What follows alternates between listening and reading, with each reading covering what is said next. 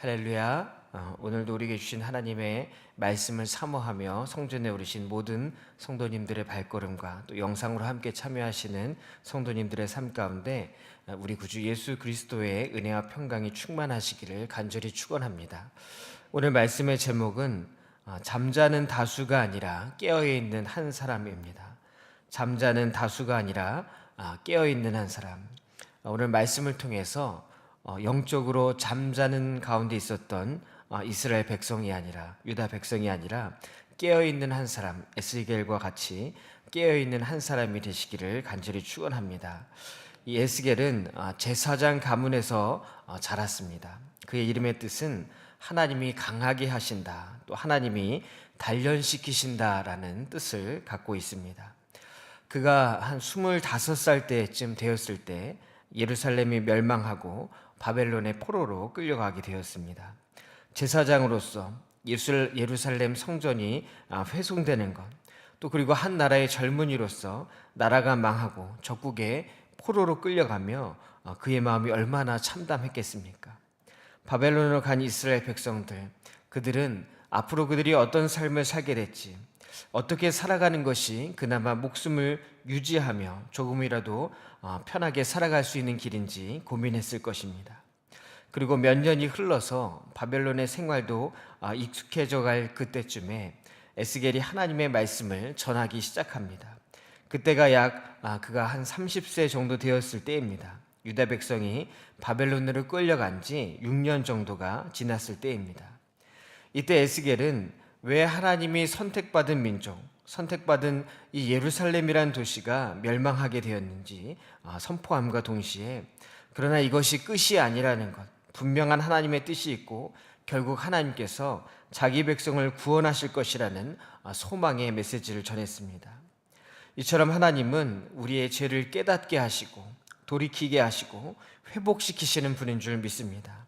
하나님의 음성을 듣고 돌이키는 자는 참된 구원과 회복을 얻게 됩니다. 그러나 그렇지 않으면 하나님과 단절된 채 멸망의 길을 갈 수밖에 없는 것입니다.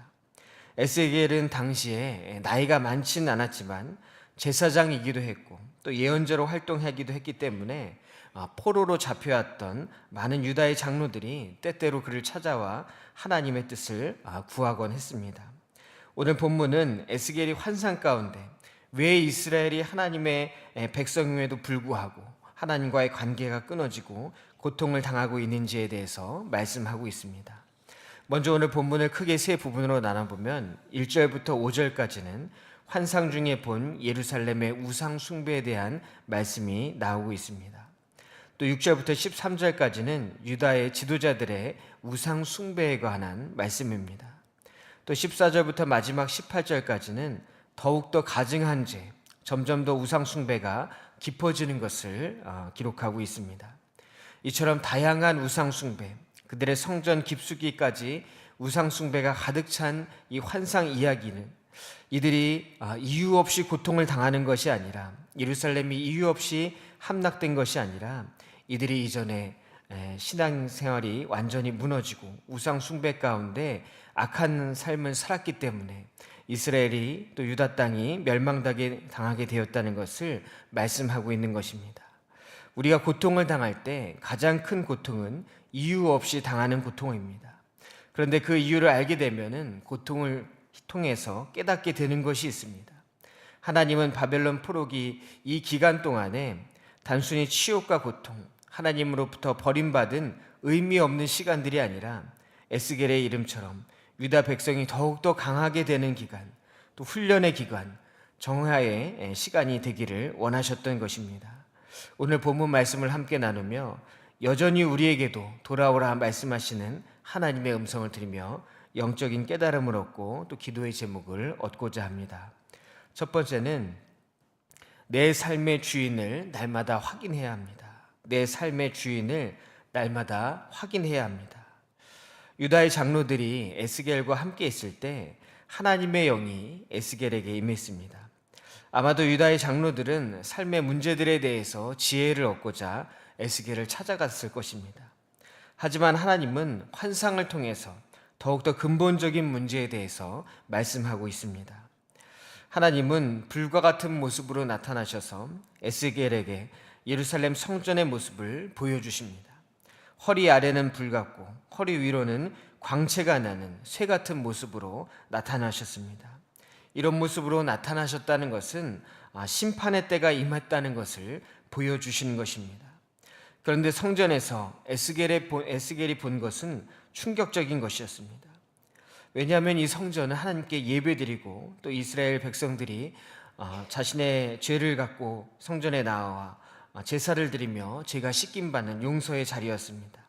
근데 성전에서는 제사 드리는 모습이 아니라 우상 숭배하는 모습이 나타나고 있었습니다. 먼저 성전으로 들어가는 북쪽 문어기에 질투의 우상을 발견하게 됩니다. 이 우상을 북쪽 문 쪽에 둔 것은 바벨론의 군대가 북쪽에서 오기 때문에 이 우상이 그것을 막아주기를 원하는 믿음으로 인해서 이 우상을 북쪽의 문 어귀에 둔 것입니다. 그들은 더 이상 하나님을 의지하는 것이 아니라 이 질투의 우상, 세상의 우상이 그들을 보호해 주기를 원했던 것입니다. 질투의 우상이라는 것은 하나님으로 하여금 질투하게 하는 우상이라는 뜻입니다. 우상은 말 그대로 눈에 보이는 형상일 뿐입니다. 출애굽기 34장 14절 말씀을 보면 너는 다른 신에게 절하지 말라 여호와는 질투라 이름하는 질투의 하나님이라 라고 말씀하고 있습니다. 하나님이 왜 다른 우상을 섬기는 것을 질투하실까요? 그것이 진짜가 아니기 때문입니다. 하나님께서 사랑하시는 백성이 진짜가 아닌 것에 마음 뺏기는 것을 하나님은 질투하신다는 것입니다. 왜냐하면 그만큼 우리를 사랑하시기 때문에 우리가 바른 길을 가기 원하시기 때문입니다. 그런데 에스겔이 성전 안으로 들어가며 더 가증한 일, 더 악한 우상 숭배의 모습을 보게 됩니다. 성전은 하나님이 계셔야 할 곳인데 다른 우상들로 가득 차 있습니다. 이것이 바로 유다가 멸망하게 된 이유를 보여주는 것입니다. 하나님이 계셔야 할 곳에 다른 것을 채우니 하나님이 그것을 떠나셨습니다. 하나님이 떠나신 삶, 하나님과의 관계가 없는 삶은 곧 멸망이라는 것을 보여주고 있는 것입니다. 그러므로 오늘날 우리도 지금 내 마음의 주인이 누구인지, 내 삶의 주인이 누구인지를 늘 점검해야 합니다. 우리 자신도 모르는 사이에 주인이 뒤바뀔 수 있기 때문입니다. 에스겔은 환상을 통해서 유다 백성의 주인이 우상이 된 것, 그것을 말씀하고 있습니다. 동시에 그렇다면 지금 그들의 마음의 주인은 누구인가? 아마 많은 사람들이 포로로 잡혀온 이 바벨론의 화려함과 강한 제국의 이 모습을 보면서 마음을 빼앗긴 사람들도 있었을 것입니다. 포로 신세 하나님의 백성보다는 바벨론의 백성이 되고 싶은 사람들도 있었을 것입니다. 그러나 하나님은 에스겔에게 보여주신 이 환상을 통해서 유다의 멸망의 원인을 깨닫고 바벨론에서 어떤 마음으로 어떤 믿음을 지키며 어떻게 살아가야 할지를 깨닫기를 원하셨던 것입니다. 하나님을 주인으로 삼고 살아가는 삶이 가장 행복하고 의미 있는 삶인 줄 믿습니다. 내 삶이 하나님이 아닌 다른 것으로 채워지지 않도록 늘 우리 마음을 점검하며 하나님 한 분만으로 만족할 수 있는 복된 삶이 되시기를 간절히 축원합니다. 두 번째는 죄의 특징은 시간이 지날수록 더욱 커진다는 것입니다. 죄의 특징은 시간이 지날수록 더욱 커집니다. 에스겔은 처음 성전 밖 북쪽 문을 향한 문에서 질투의 우상을 봤습니다. 그리고는 성전 뜰로 들어가서는 어기 담벼락에서 구멍 하나를 발견하게 되는데 하나님께서 그 담벼락을 헐라고 말씀하십니다.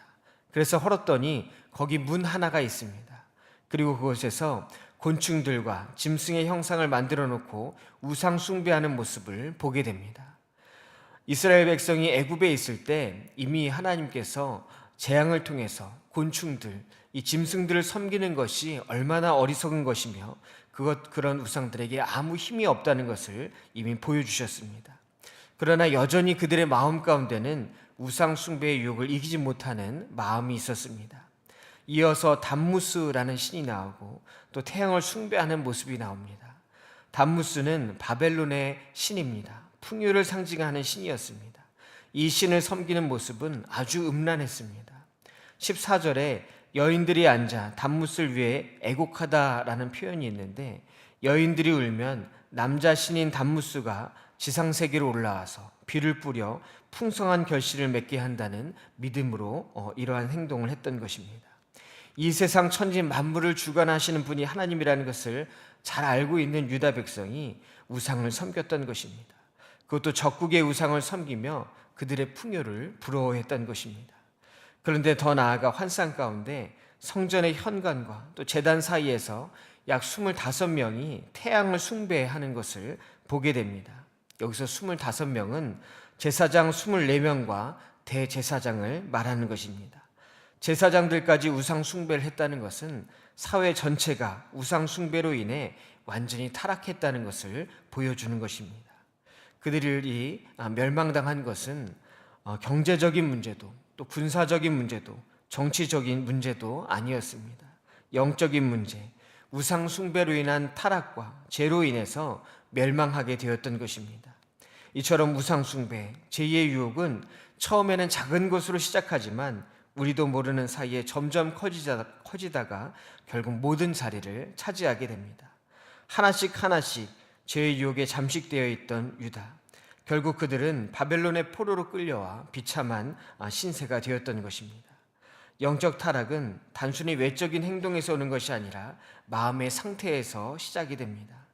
하나님께서 에스겔을 통해 보여주신 이스라엘의 타락은 그들의 마음이 세상 것을 좋아했기 때문입니다. 이것이 아무리 작은 것이라 할지라도 삶을 죄악 가운데로 이끌고 하나님이 아닌 다른 것을 의지하게 만드는 것입니다. 그러기에 우리는 우리의 삶을 날마다 돌아보아야 합니다. 언제나 죄악된 것을 멀리하며 아주 작은 유혹이라 할지라도 아주 작은 죄의 모습이라 할지라도 그것을 멀리할 수 있는 삶이 되어야 할 줄로 믿습니다. 세 번째는 언제나 그리스도인으로서 본이 되어야 합니다. 언제나 그리스도인으로서 본이 되어야 합니다. 성전 안에서의 우상 숭배는 그 사회, 특별히 지도자들의 영적인 모습을 보여주고 있습니다. 이들이 타락했기에 유다 전체가 타락하게 되었습니다. 이들이 오히려 우상 숭배에 앞장서는 모습을 보였습니다. 유다 사회에서 지도자들은 오히려 하나님과 또 백성 사이를 끊어놓는 역할을 했던 것입니다. 우리는 이러한 지도자가 아니라 하나님과 다른 사람을 더욱더 끈끈하게 연결시켜주는 사람, 삶의 여러 자리에서 긍정적이고 신앙적인 영향력을 발휘하는 그런 삶을 살아야 할 줄로 믿습니다. 저는 지난 주간 튀르키예 안디옥 개신교회에서 주일 예배를 참석하고 왔습니다. 지진으로 인해서 교회가 무너지고 도시 전체가 사람들이 없는 황폐한 버려진 도시가 되었습니다. 도시 외곽에 무너지지 않은 건물 하나를 빌려서 임시 처소로 사용하고 있는데 사람들이 살 곳을 찾아서 성도들이 곳곳에 다른 도시로 피난 생활하고 있었기 때문에 그 교회 주변에는 우리 성도들이 없었습니다. 그런데 주일이 되면은 2-3시간씩 거리를 운전해서 그곳에 모여서 예배를 드리는 모습을 볼 수 있었습니다. 지난 주일에도 약 40명 정도가 함께 모여서 예배를 드렸는데 이 정도 인원이 예배를 드린다는 것은 이슬람권에서는 쉽지 않은 일입니다. 그런데 이들이 고백하기를 교회 건물은 지진으로 인해서 무너졌지만 우리 신앙은 더욱더 굳건하게 세워졌습니다. 이런 고백을 하면서 매주 40명 정도가 모여서 예배를 드리고 있습니다. 그런데 특별히 지난주에는 세례식이 있었습니다. 이슬람권에서 세례를 받는다는 것은 쉽지 않은 결단입니다.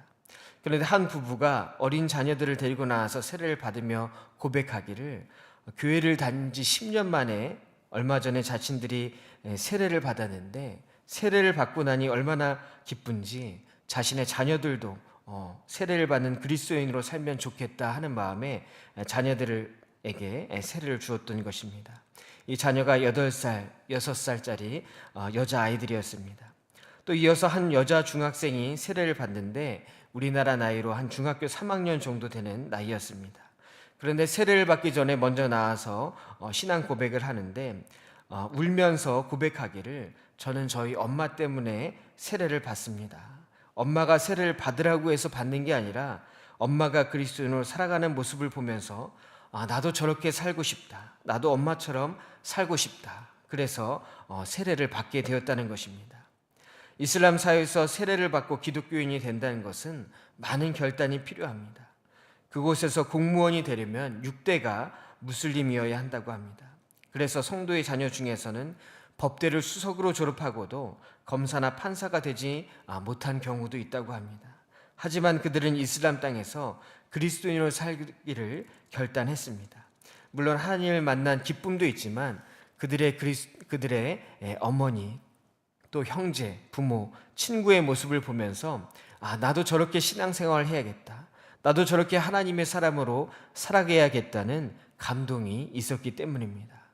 우리는 유다의 타락한 지도자들이 아니라 다른 사람들에게 좋은 영향력을 미치고 그리스도의 참된 사랑을 전하는 복된 사명을 감당하는 믿음의 사람이 되어야 할 줄로 믿습니다.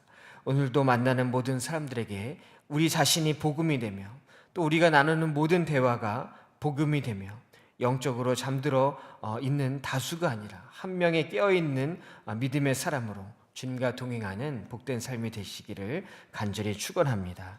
기도하겠습니다.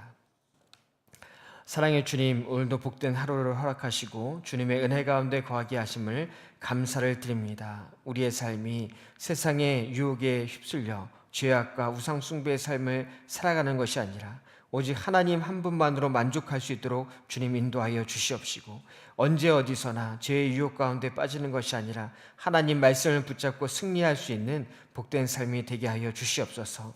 특별히 우리의 삶이 그리스도인으로서 다른 사람들에게 본이 될 수 있는 삶이 되어질 수 있도록 도와주시옵시고, 우리의 삶 자체가 다른 사람들에게 주님의 귀한 복음을 전하는 도구가 될 수 있도록 주님 함께하여 주시옵소서. 이 시간 간절한 소원들과 함께 드린 귀한 예물이 있습니다. 이 예물 위에 하늘에 속한 신령한 복과 땅에 속한 기름진 축복이 있게 하여 주옵시고, 하나님의 선하신 뜻 가운데 모든 기도의 제목이 응답되게 하여 주시옵소서. 기도로 하루를 시작하오니 성령님께서 동행해 주시는 복된 하루가 될 줄 믿사오며 살아계신 우리 주 예수 그리스도의 이름으로 간절히 기도하옵나이다. 아멘.